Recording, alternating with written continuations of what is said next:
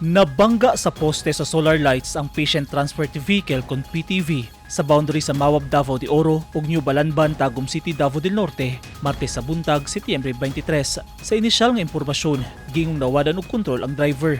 Gikan sa Nabunturan, Davao de Oro ug padulong unta og Tagum City ang ambulansya dihang nadisgrasya. Gitabang ang naangul nga driver nga gingong nakatagpilaw samtang nagmaneho sa sakyanan. Walay sakay nga pasyente ang ambulansya nga nadisgrasya.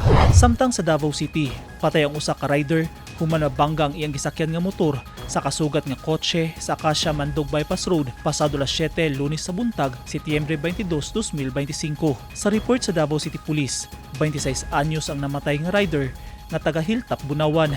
Samtang 69 anyos nga lalaki ang driver sa kotse nga taga Dakudaw, Tibungko.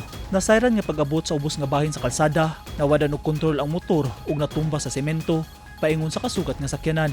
Nabangga ang motor sa kotse ug nailaw man ang rider.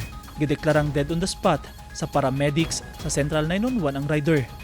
Ikustudiya sa Mandug Police Station ang driver sa kotse. Eugene Hinutan, Newsline Philippines. Stay safe.